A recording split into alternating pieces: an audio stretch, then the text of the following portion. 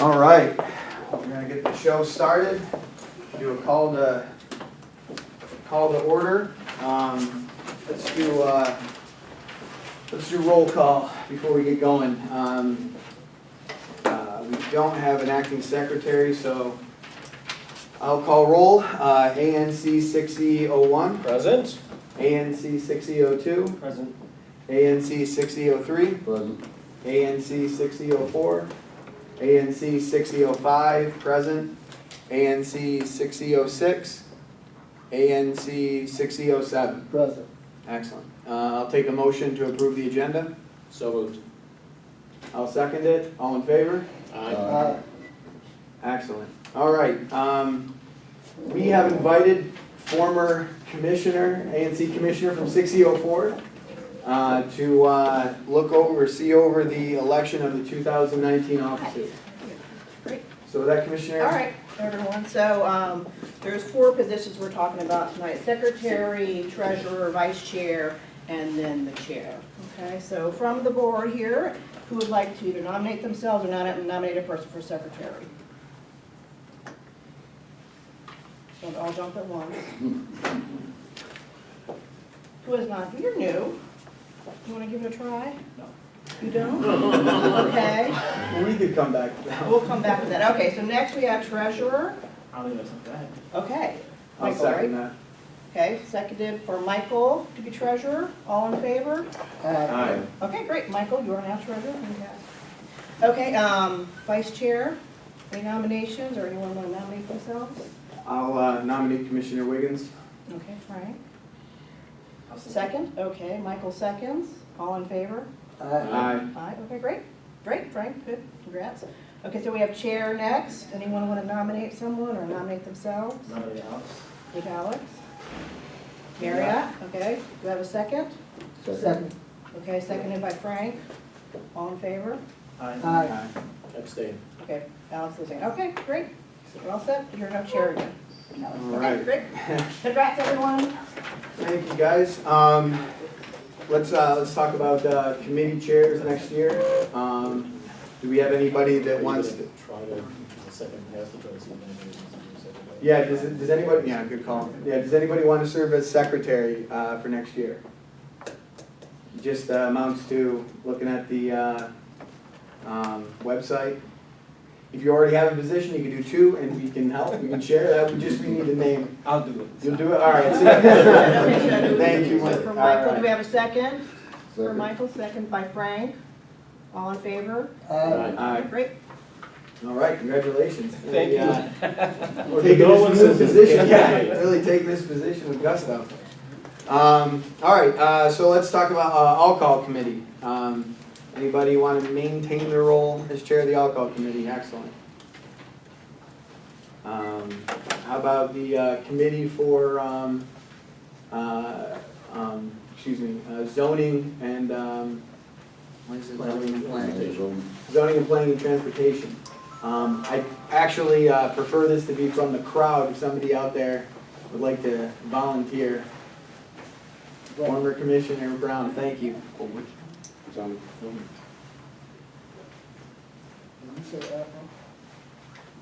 Sorry? You said something about Apple. Yep. Yeah. Yeah. You want to serve? All right. Be You on it. will. Yeah. Excellent. You will work with Commissioner Padua. Perfect. Is there the grants committee? Does anybody want to take control of the grants committee? Yeah. Want to do it again? Fight with ANC about what we can give money out to? All right. Perfect.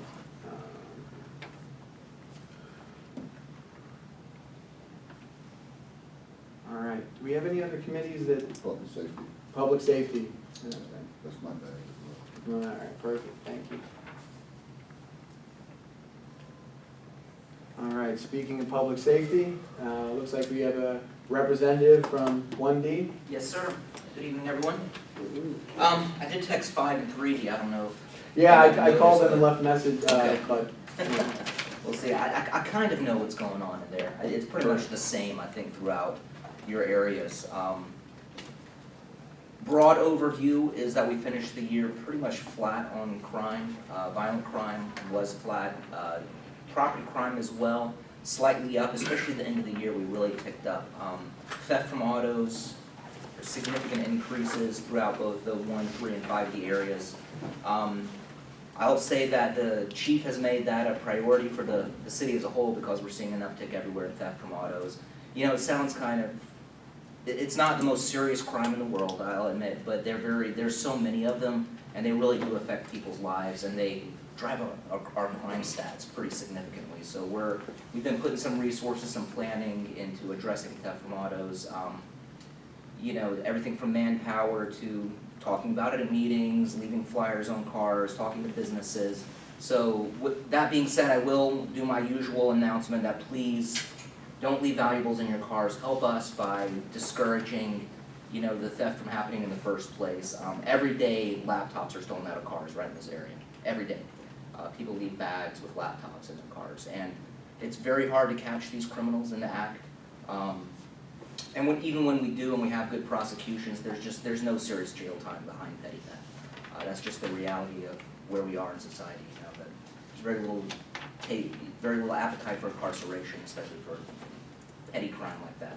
So, all that being said, we're doing what we can, and we just help us get the word out to you know, friends, contractors, family members. Don't leave valuables in your cars, please.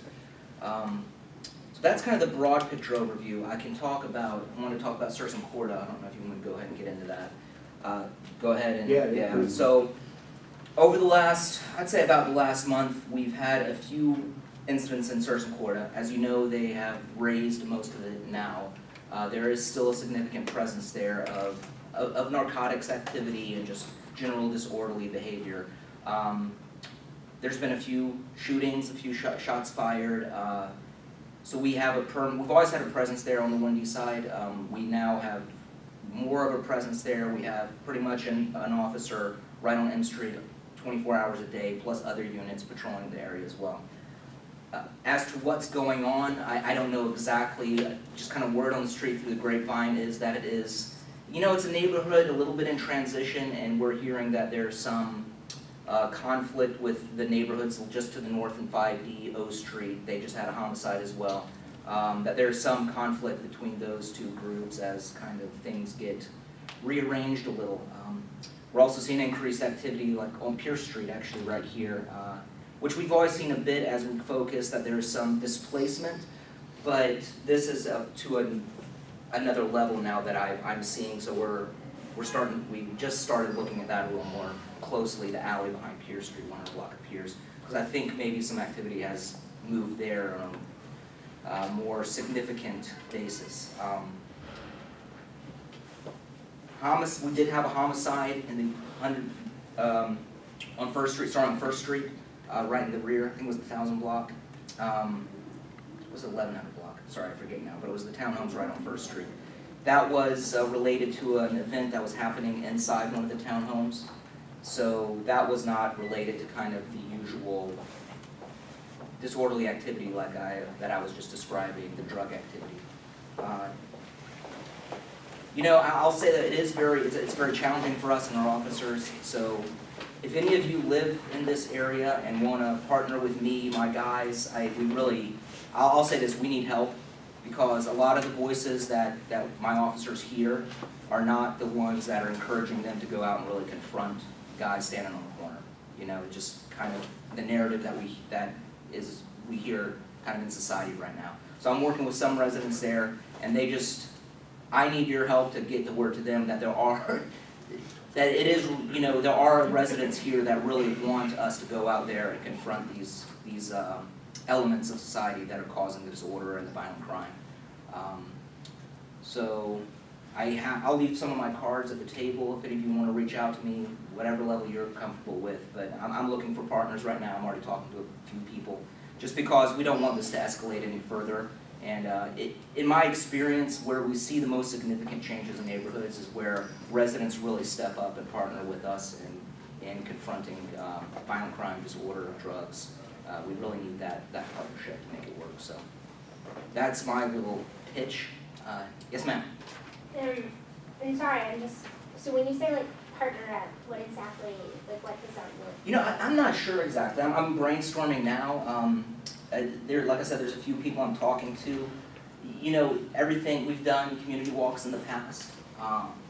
I don't know, again though, it's something that people have to be comfortable with, you know, and it is, I'll say it's very confrontational. The streets have really changed in the last 3-4 years, 5 years. It's so confrontational now.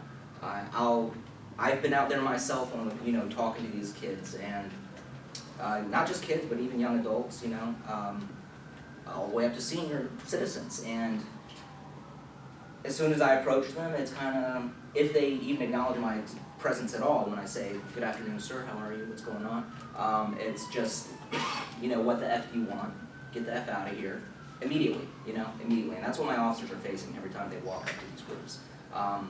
So it's discouraging, especially when you don't have, you know, when they start screaming in your face, "F you," and there's really no action that we can take at that point, because we're not allowed to retaliate against something like that, of course, and nor should we.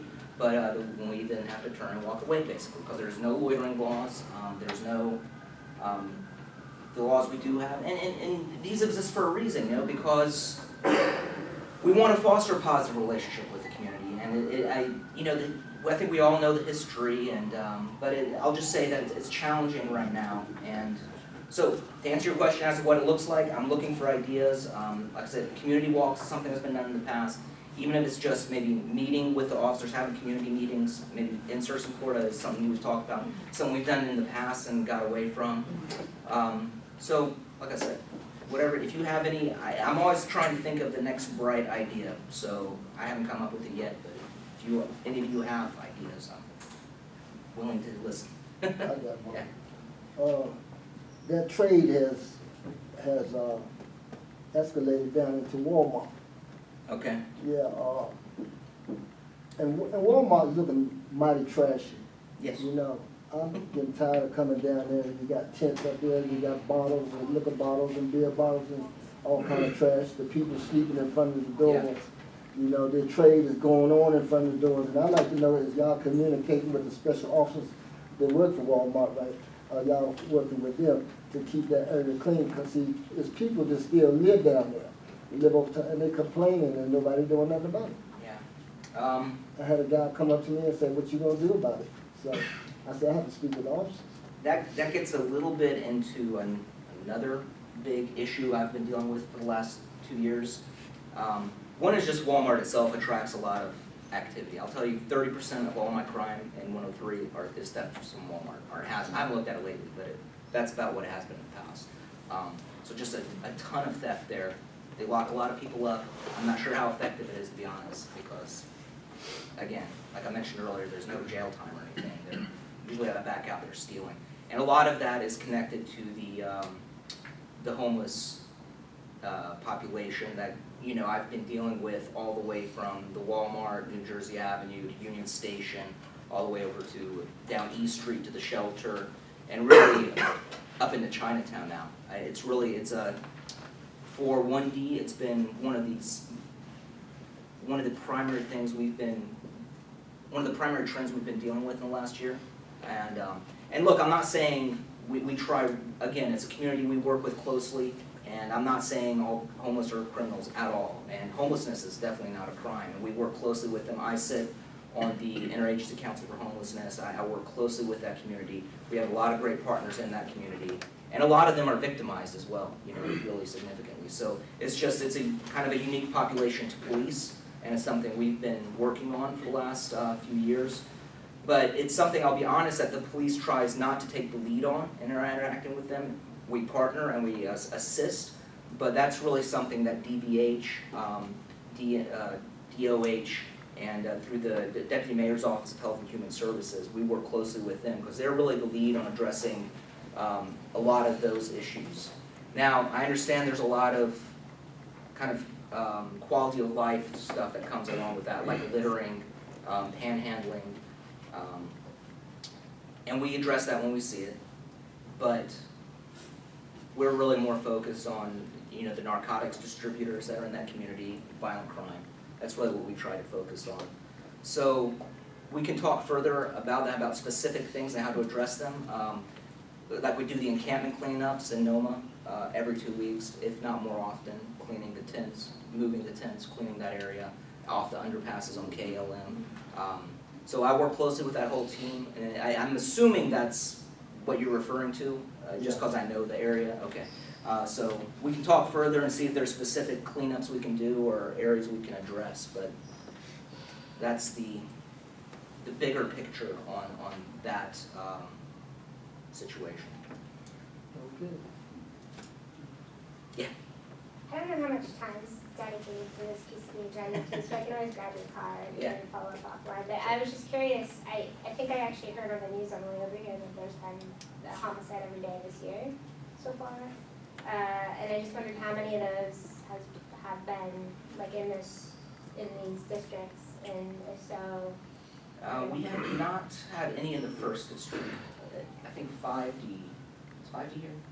You guys are all 3D.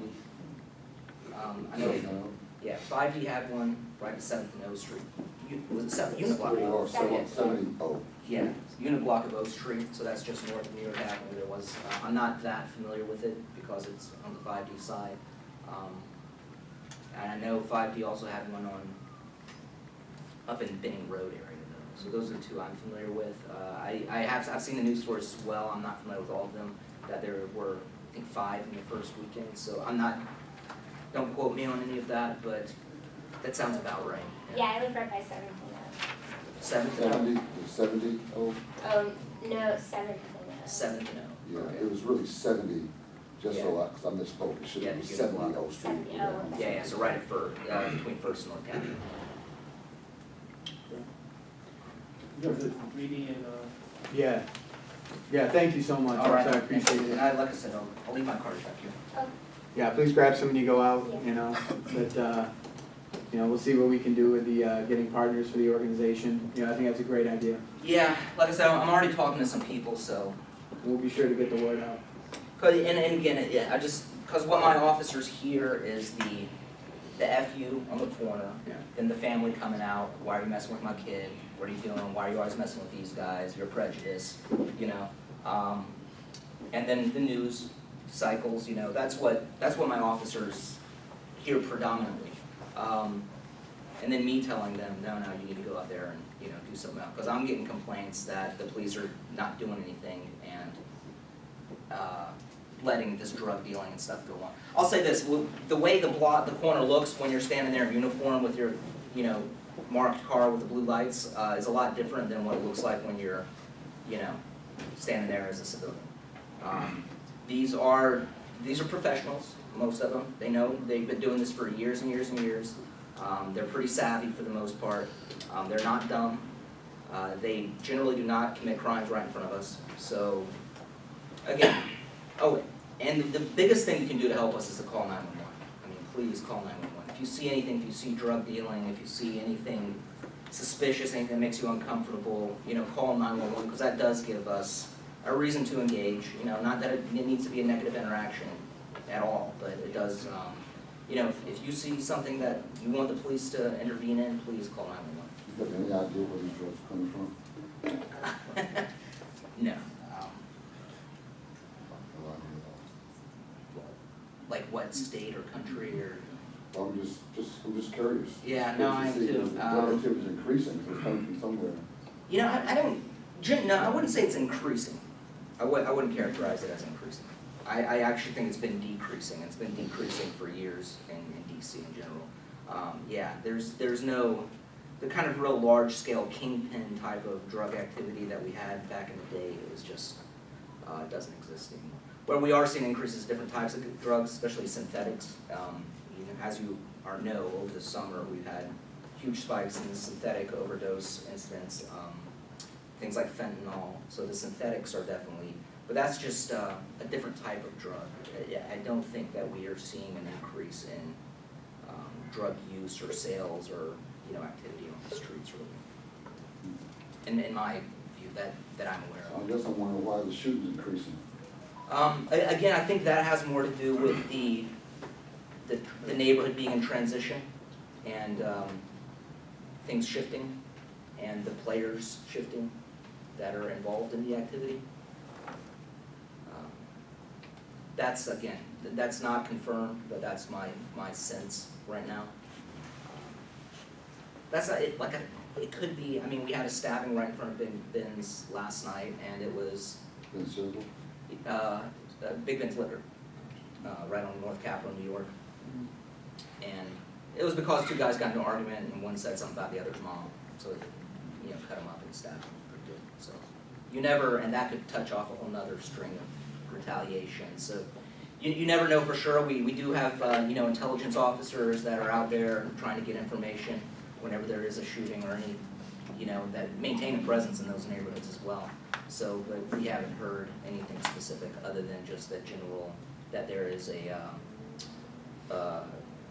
dispute between the neighborhoods, the groups that are active in Sursum Corda and north of New York Avenue about the drug activity. Did you find that a lot of these elements, they actually live inside the block of these crimes committed, or do they come from other neighborhoods in the city, or? They almost, I would say that, no, not all, some of them live there. A lot of them have family that live there, and almost all of them have some connection to the neighborhood, either used to live there, used to have family that lived there, grew up there. Almost all of them have some connection. Yeah. Well, thank you very much, I appreciate it. Thank you. We have representatives from 3D, it looks like? Excellent, excellent. Okay, interject wish. Wish areas would be like wish precinct or whatever, 3D, 5D, 1D, would cover like 11th Street farther west. 3D. Yeah, 3D. Most of this is 3D. A little bit of mine and Kevin's is 1D, and then you have a little further over is 5th, but the majority is 3D. Okay. Good evening, I'm Lieutenant Anwar Ra of 3D. I'm the Section 2 evening lieutenant for this area. So I'm going to start off with giving you all the stats for the past 30 days, okay? So in 3D, the past 30 days, we've had no sex abuse cases, we've had no arson cases. We've had 2 ADW cases. One occurred on December the 18th where 2 guys got into an argument over a cigarette that escalated into a stabbing. The guy suffered minor injuries, but both of those, that case is open. On the 2nd, January the 1st, on the 1200 block of 7th Street, the victim stated he was walking in the vicinity. He heard several gunshots. When he attempted to run away, he discovered that he had been shot in the hip, and unfortunately, during the course of that, a stray bullet went into one of the apartment units. We've had 2 robberies. Both of them were robbery snatches. One occurred on December the 14th at 1245 5th Street, that's 5th Street Market. One of the cashiers was standing in the door with some money in his hand, and a juvenile ran by and snatched the money. The other one occurred on January the 5th in the 1200 block of 9th Street. While the complainant was walking down the street, a group of individuals, more likely than not juveniles, approached him and snatched his headphones from his head. We had 1 burglary that occurred in the 1600 block of Marion Street. The resident was home. He was in the basement. He heard a noise upstairs. He went upstairs, saw a guy in his house trying to steal 2 bikes and 2 bottles of alcohol. When he asked the guy what he was doing, the guy just put the property down and put his hands up in concession and just decided to leave. So that was the 1 burglary that we had. Sorry about that. We've had 2 motor vehicle thefts. One occurred on January 5th in the 300 block of M Street. That was actually a scooter. A gentleman called the police at 1:34 p.m. and said someone had stolen his scooter. 24 minutes later, he called back and said that he found it behind his house, but that it had sustained fronting damage, so that case is open. The second one that we had, that occurred on December the 19th in the 1200 block of 7th Street. But what actually happened with that one was originally 1D officers were called to a scene for a vehicle that was on fire. Once they got there, they ran the tag. They discovered the vehicle had been stolen from the 1200 block of 7th Street. We have had 18 thefts. 7 of those thefts were from establishments, and 3 of those cases were closed by arrest. 6 of them were package thefts. All of the cases are open, but we do have video surveillance for all of those. 2 of those were from garages. We do have video footage for those.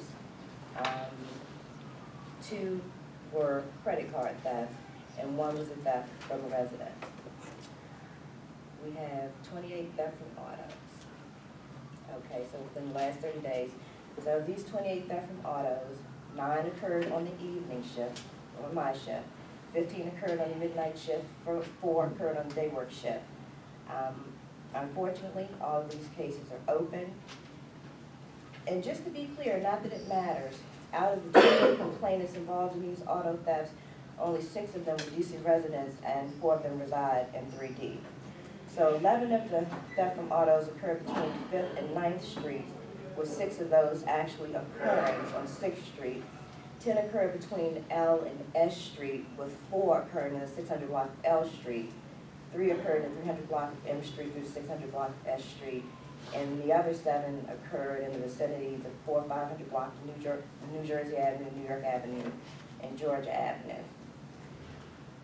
Theft from autos is a huge problem for us, and we are really working on this, but just to kind of give you some insight as to what we're dealing with, out of those 28 complainants, 10 of the complainants stated that they left purses, wallets, or backpacks in their vehicles. 11 said that they left computers visible in their vehicles. 4 complainants left money visible in their vehicles, with 2 of those complainants reporting having left large sums of money visible in their vehicles. And 3 of them left jewelry visible in their vehicles. So those are the end of that. Questions? Any information on the shooting that took place on 2nd Street, 12 and 7th Street? That's the gentleman. That You was, got the shooting, the brothers, you said. no, that's the gentleman. Let me see, that was shot. And the hip, right, he was shot at the hip. And to our knowledge, the suspect was unknown to him. So they don't know who that perpetrator was? No, we don't. Actually, I had something else on here. Now, we did have a homicide in 306. Let me see. Yeah, so that actually, on January the 6th at approximately 8 p.m., members got a call for an aggressive driver, and then they got a call for the sound of gunshots. So once the members got there, they found a guy in the vehicle here run into a pole. He had been shot in the head. He went to the hospital, and unfortunately, I believe it was early this morning that he actually succumbed to his injuries. But in that particular case, that wasn't random. Yeah. All right. Can I just make a Yes. comment really quick? Sure. I live at the intersection of 6th and Rhode Island, Uh-huh. and occasionally there are officers outside stopping and pulling people over for distracted driving, and I love that. I think that's fantastic. I walk a lot in the city, and there are so many times that I see people driving around staring at their cell phones. I just want to applaud you guys for doing that, and I wish that could be replicated in every neighborhood every single day. Well, we're trying, thank you. Thank you so much. I really appreciate it. Do we have a representative from 5D? What's your name? I'm sorry. I knew Anna. Also, thank you. Also, could you leave your card also? I wanted to talk afterward. Do you have a roster? Because I actually left my cards on the desk. Oh, well, yeah, I mean, why don't you, we'll make sure I can get it to you. What's your number? My. Or well, here, why don't I give it to you? You can. Yeah.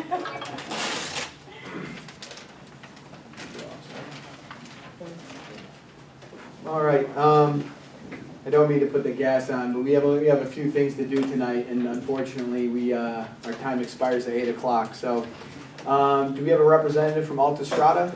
I didn't think so. Alta-Strada's in my district. They are looking for a summer garden. I don't believe they appeared before the alcohol committee. I went there, I visited them.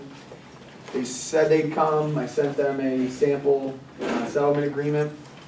Unfortunately, I haven't heard back, so I'd like to make a motion that we protest the liquor license until we can come to a settlement agreement. And that we communicate that to Abra. Friendly amendment, that we include grounds of adverse impacts on peace, order, and quiet. Absolutely. To the letter. Yeah, we're not gonna forget that. All in favor? And I'm seconding. Seconded by, proposed by Commissioner Marriott, seconded by Commissioner Padro. All in favor? Aye. All right, I'd also like to make a motion that I be designated as the ANC's representative for the matter, and that also be communicated to the Abra Board. Seconded. All in favor? Aye. Excellent. Alex, can you take comments from the audience or no? Oh, yeah, sure, please. So what do they mean by that? Is there gonna be a couple tables out on that sidewalk, or what are they talking about? What does that mean? They haven't shown me their plans. I think the biggest issue is, I think the original plans may not have had that at all. When you look at like, some of the others in the neighborhood that have them out there, that's part of the license, they don't. When I told them that the issue would be hours, to limit their hours to 11 o'clock, they didn't seem to have any problem with that.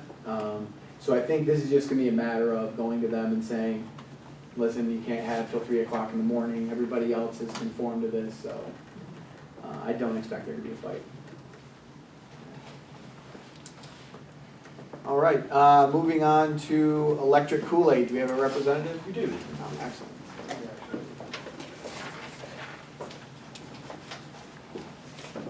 Good evening. Good evening, guys. I want to thank the commission for having us here today. My name is Ben Schwartz. I've been an ANC 6E resident since 2010. I've lived in District 1 up until 2 years ago, where my partner and I bought a house in Mr. Brown's district. I currently live at 6th and S.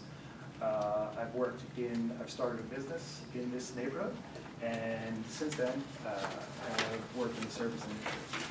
In a number of bars and restaurants around the area. Currently, I'm a bartender at Ivy and Coney, which is 7th and Q.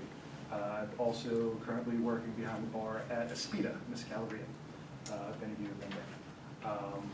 Now, walking through my neighborhood, I've often seen an empty lot at the corner of 6th and Rhode Island and thought of nothing but opportunity. I think it's a great opportunity to help extend the 7th Street corridor towards Bloomingdale, down away from 7th Street, because if you look at the concentration of nightlife in Shaw, it is concentrated on 7th Street and more towards Florida and on 9th. There's nothing so much quite off inside there. So with my partner, Angela Dobraku, who can be here today, and my brother, Jesse Schwartz, we're proposing to open a beer garden style tavern on that space, where we will sell frozen drinks and have a laid back outside environment for the community. We've kind of proactively reached out to a lot of people in the community. ANC commissioners will have a packet with them of 25 support letters from people in the direct immediate vicinity, including the 2 next door neighbors at 508 and 506, as well as the businesses going down 6th Street. We are taking, we've already